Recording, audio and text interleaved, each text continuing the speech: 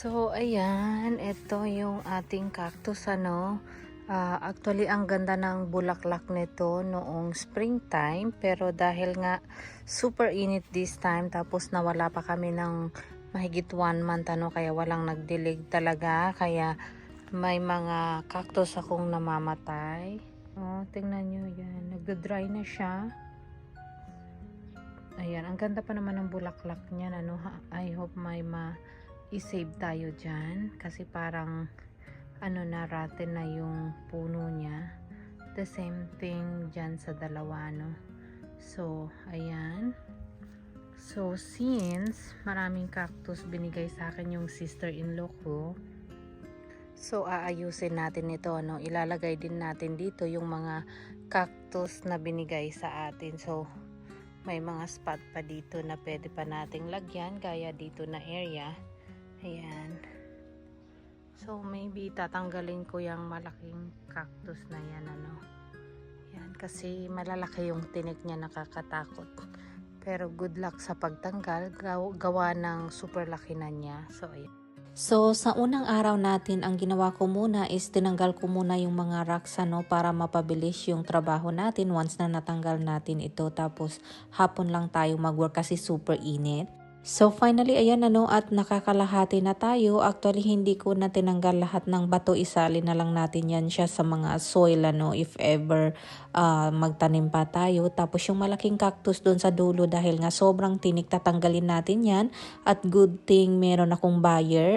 Binenta ko lang siya ng mura. So binenta ko lang siya ng $65. Kaya ayan, pinick up din nila after natin tinanggal. Kaya struggle din pagtanggal ko niyan. So, ayan ika-second day na natin, kaya pahinga muna tayo at dahil nga nakashort ang lola ninyo habang nag-work kanina, kaya ayan, ang dami kong kagat ng lamok. So, ayan kung napapansin nyo itong likod ng sasakyan ko, punong-puno yan ng cactus, in-unload ko na yung iba, tapos nalagyan ko siya ng box para hindi mabutas yung ating upuan since leather nga ito, kaya lahat ng cactus na iyan ay bigay sa akin ng sister-in-law ko dahil nga hindi niya na ito maalagaan, kaya binigay niya na lang sa akin, tapos yung iba binigay din sa akin ng friend ko, so ayan, na-unload na natin lahat.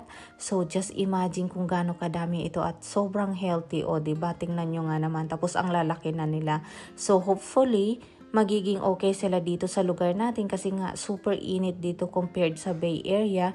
Tapos ilalagay natin ito sa ground, so saktong-sakto dahil nag-aayos tayo ng ating cactus area, so may pangpalit na tayo doon sa namatay at doon din sa mga gap. So ayan, diba, grabe ang dami, kaya nakakatuwa. Just imagine kung bibilhin mo ito guys, sobrang mahal ng mga ito, lalo ang lalaki na, so ayan. So, ika-third day pala natin ngayon, at nagsa-start na ako magtanim ng cactus na binigay sa akin ng sister-in-law ko para ma-fill up natin yung mga gap, and then nag-add din ako ng soil, tapos diniligan ko para ma-set yung lupa. So after nito, pumunta pala ako ng store para bumili ng bark or yung mulch pang cover natin dun sa area since hindi na rocks ang ilalagay natin, So ika-4th day na natin ngayon. So ayan, mag-filling na lang tayo ng bark para hindi na yung rocks ang gagamitin natin. Kasi kung bark ang gagamitin natin, mas madali siyang galawin if ever magtanim tayo ulit or may i-add tayo, Kaya yung mga rocks hindi ko na natanggal lahat, which is okay lang kasi i-cover naman siya ng mulch, So ayan, actually kinulang yung mulch na binili ko. So the next day, bumalik ako at bumili ulit, and then ayan, nagliligpit na tayo since dumilim na, and I'm glad tinulungan nga ako ni Colette. Every hapon lang ako nag-work, kasi super init pag daytime. Tapos nagpapantalo na talaga ako at long sleeve kahit super init dahil nga ang daming lamok na kumakagat. So ayan. Hello, good morning. So happy weekend, actually kakarating lang natin, bumili ako ulit ng bark or yung mulch dahil kulang yung nabili ko at ginabi na nga tayo natapos kagabi. So ayan, dahil aalis kami ni Habi ngayong araw. Mamayang hapon pa naman, kaya ngayon tatapusin na natin ito, para tapos na. So, ika-fifth day na natin ngayon, medyo dinumihan ko yung mulch na binili ko para malagyan din natin dito sa kabilang side ng cactus natin, para all the way natin malagyan lahat para mas maganda tingnan. So, ayan, finiling ko na siya bago kami aalis mamayang hapon, at tingnan nyo nga naman, grabe yung aking pawis dahil nga umabot ng 106 or 107 degree ngayon. Tirik na tirik yung araw pero nag-work pa rin ako, kaya ayan, basang-basa yung aking damit. So, ayan, finally at natapos natin, kaya sulit na sulit yung init at yung pagod, kaya maganda ng tingnan. Ayan. So, the reason na hindi ko na nilagay yung racks, kasi at least dito sa bark, mabilis lang tanggalin if ever magtanim tayo ulit or mag-add tayo ng cactus.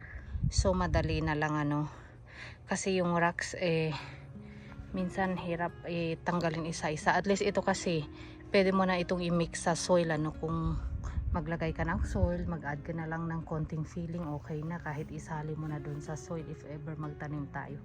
So ayan, at natapos natin, ilang araw ko din ginawa kasi super init. So it's either hapon or morning ko lang siya ginagawa kasi grabing init talaga ngayong summer. So ayan, finally. So yung isa na nakapaso ng mataas, tignan yung kuko ko, ayan, kahit nag-gloves ako, ganyan pa rin dahil nga maitim yung bark or mulch, So yung nakapaso na itim, maglagay ako ng monkey tail dyan para mag-flow siya, para ma-cover yung paso niya, but okay lang muna na andyan lang muna siya. So ayan, pati dito, yan, open yung soil niya, kitang kita. So meron akong sobra na bark or yung mulch, nilagay ko na lang, although medyo manipis lang siya, hindi masyadong makapal, kaya merong portion na medyo visible pa rin yung mga soil, okay lang yan, at least matakpan natin kahit paano, kasi wala namang ng liner na nilagay dyan, pa isa-isa lang naman yung damo na tumubo. So same dito, merong liner yung ibang part, meron yung wala. Dahil tinanggal nga natin dahil sa pagtanim natin, pa isa-isa lang yung damo, so it's okay. Kaya hindi ko na nilagyan ulit ng cover, so ginamit ko na lang yung previous liner niya. So ayan. So ayan, medyo okay na tingnan, Pero pag natanggal yung mga petals ng roses, so magkukulay ulit yan. Pero okay lang kasi mabubulok naman yan siya. So far yan yung pinagkaabalahan natin. So next project naman natin yung dito na side kasi ang daming nasunog. So sa ngayon yan muna, So ngayon pahinga lang tayo konti dahil aalis tayo ngayong hapon, So yun lang, share ko lang, bye bye.